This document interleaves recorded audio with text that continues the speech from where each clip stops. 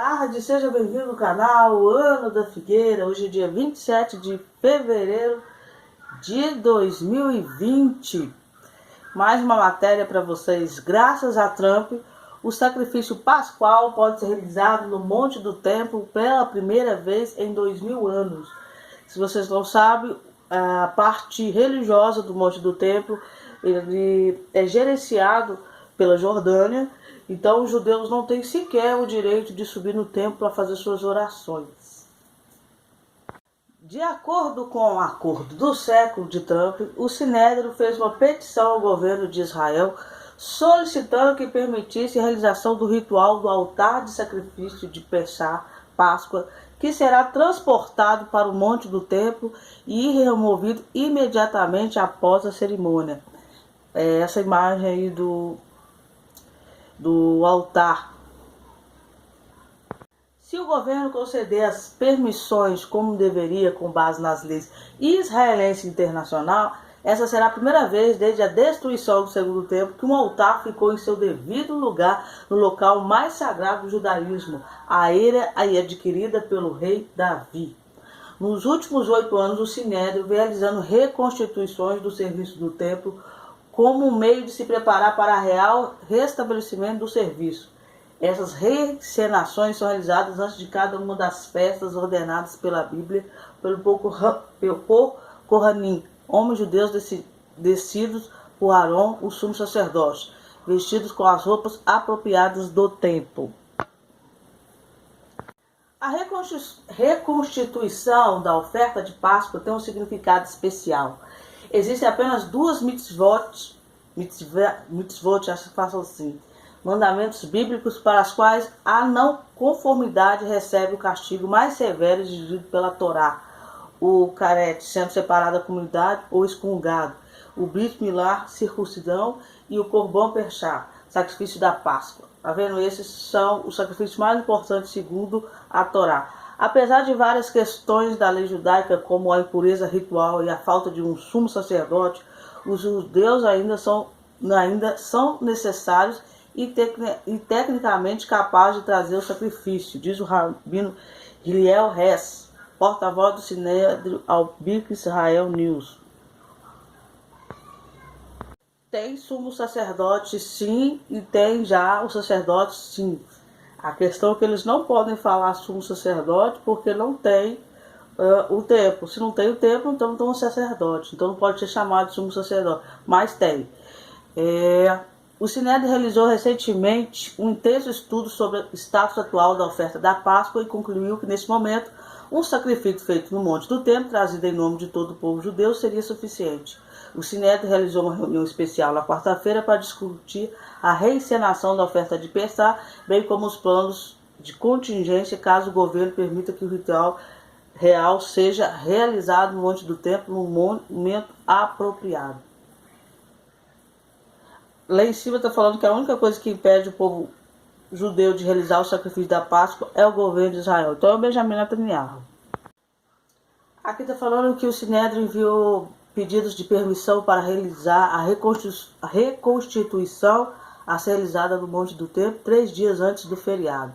Eles também enviaram um pedido separado para que o sacrifício real fosse realizado no Monte do Templo no feriado. Incluído nessa solicitação está o plano de levar um altar de pedra ao Monte do Templo. Esse sacrifício só pode ser feito no Monte do Templo. Aí está falando como é que é esse altar. E ele foi construído no ano passado. O Sinédrio enfatizou que o plano de levar o altar ao Monte do Templo era totalmente consistente com o acordo do século, lançado recentemente pelo presidente Trump, que reconheceu a total soberania de Israel sobre o local. Pessoas de todas as religiões devem poder orar no Monte do Templo, Aharon Asharef, de uma maneira que respeite totalmente sua religião. Levar em consideração os horários, as orações, feriados, assim como o rei Ciro está a declaração de Donald Trump abre as portas para os judeus construírem o templo. Agora cabe-nos dar o próximo passo adiante. Esse é o ponto decisivo da história.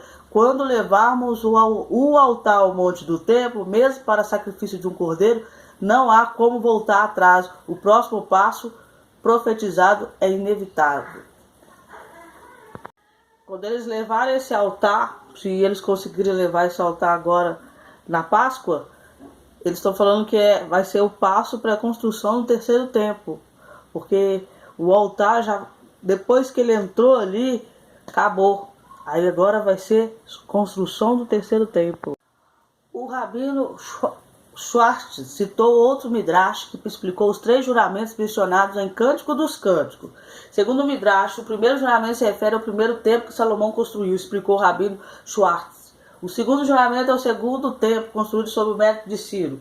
O terceiro juramento é o terceiro templo, cuja construção será iniciada pelas nações após as quais os judeus se unirão.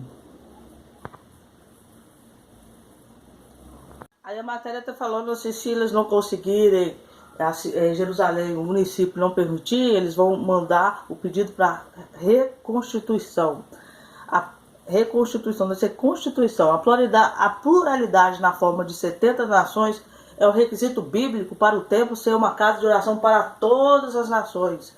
Os valores liberais ocidentais do direito internacional exigem a igualdade das religiões. Os samaritanos sacrificam centenas de cordeiros todos os anos. Vai seguindo mais a matéria, é bem grande. E aí ele fala que os não-judeus não podem participar do sacrifício, mas o templo será feito para todas as nações. Então já está dando pontapé para a construção do terceiro templo. E é claro, com o apoio do Trump. Eu vou deixar para vocês a história de Israel, como ressurgiu o Estado de Israel. E aí vocês assistam o vídeo, que Deus abençoe vocês. Essa é a história do povo judeu em sua terra. Começamos no período do último reinado judaico independente. Por mais de 1000 anos, o povo judeu viveu na terra de Israel, liderado por seus próprios reis. O rei Davi fez de Jerusalém a sua capital há mais de 3000 anos. E lá seu filho Salomão construiu o primeiro templo. Judeus de todas as partes do país vinham em romarias ao templo em Jerusalém. Conquistados pelo Império Romano, os judeus passaram a viver sob um regime opressor. Revoltados, alguns decidiram recuperar sua independência e rebelaram-se contra os romanos. Depois de manter Jerusalém sitiada por 6 meses, o general romano Tito destruiu o templo, massacrou seus habitantes e queimou a cidade por completo. Somente uma parede externa foi o que sobrou do templo, uma triste lembrança de um passado glorioso. Os guerreiros derrotados foram levados a Roma em marcha triunfal. Nas gerações que seguiram a destruição, os sábios judeus lançaram as bases de um dos períodos mais gloriosos da história do judaísmo. Os sistemas sociais, jurídicos e educacionais desenvolvidos permitiram às comunidades judaicas sobreviver onde quer que estivessem. Integrados nas sociedades em que viviam, os judeus contribuíram significativamente nas ciências, cultura e economia. Mas, frequentemente, eram perseguidos ou expulsos por causa de sua religião. Tinham que praticar o judaísmo em segredo.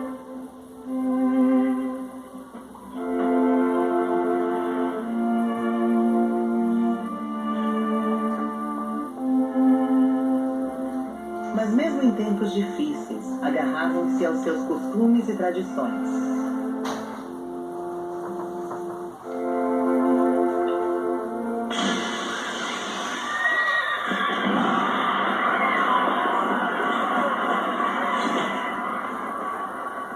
Novos ventos começaram a soprar nas comunidades judaicas da diáspora e cada vez mais judeus recusavam o exílio como destino.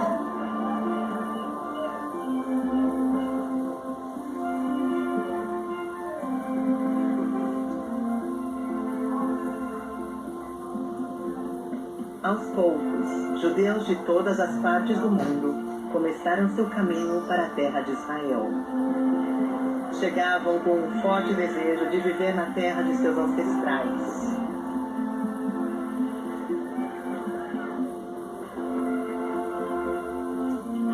Mudanças no cenário internacional na sequência da Revolução Industrial impulsionaram o fluxo de judeus retornando à sua pátria.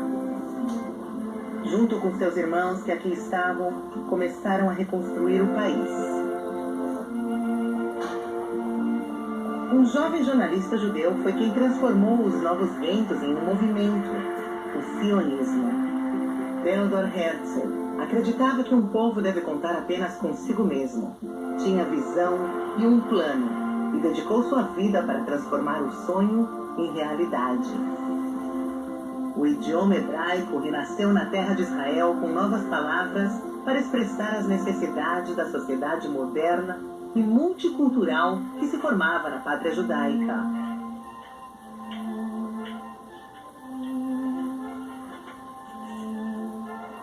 Em 1917, as nações do mundo, lideradas pela Grã-Bretanha, reconheceram o direito do povo judeu de se reestabelecer na terra de Israel.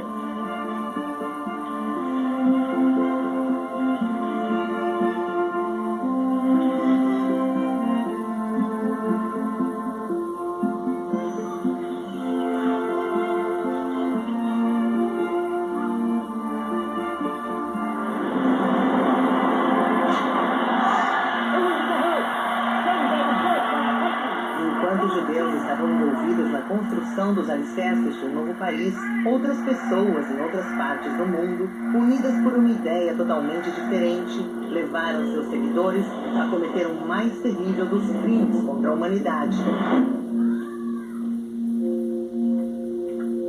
Os nazistas começaram cancelando direitos civis, passaram a perseguições e vandalismo e, por fim, aniquilaram de forma sistemática 6 milhões de judeus, uma brutalidade nunca vista ou imaginada no mundo moderno.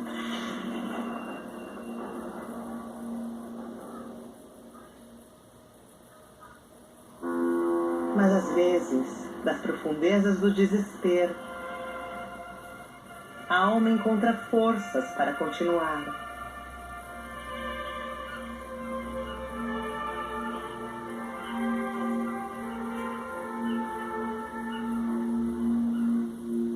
Os nazistas assassinaram 1/3 do povo judeu, mas não conseguiram matar seu espírito. Em 1947, as Nações Unidas votaram um plano que dividiria a terra entre judeus e árabes e estabeleceria 2 países, um Estado judaico e um Estado árabe. O plano de partilha da ONU foi aceito pela liderança judaica e a nação se uniu em uma alegre celebração, mas não entre os árabes. Os árabes rejeitaram o plano da partilha. Na manhã seguinte ao voto da ONU, os árabes de Israel e os árabes nos países vizinhos atacaram as comunidades judaicas.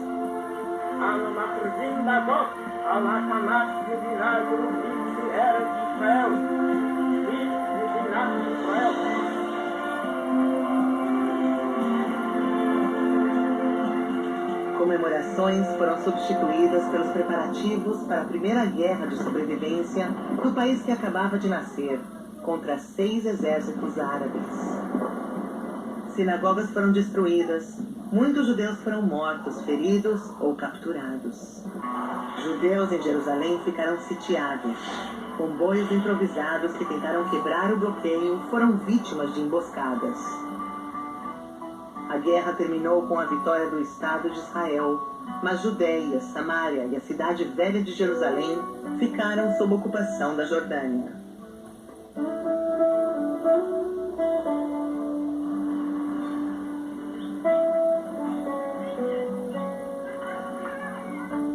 Quase 2 décadas depois,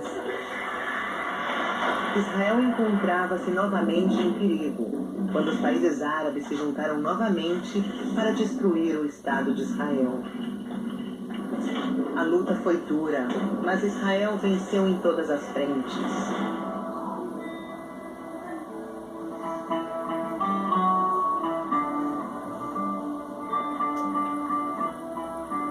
A vitória mais doce foi a reconquista do Monte do Templo e Muro das Lamentações. Jerusalém foi unificada.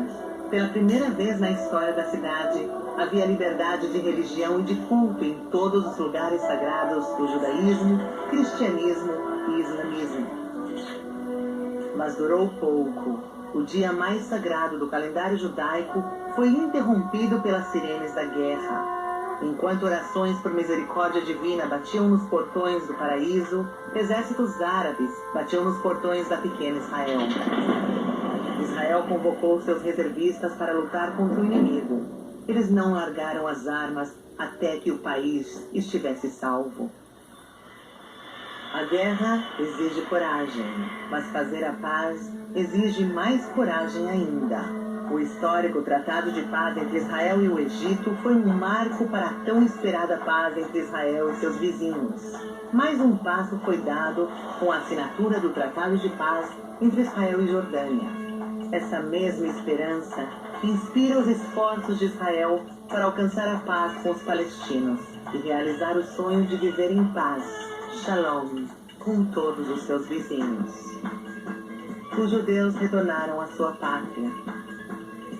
Os israelenses superaram obstáculos gigantescos e realizaram a esperança de centenas de gerações, criando uma sociedade aberta e pluralista, uma cultura vibrante, uma economia inovadora.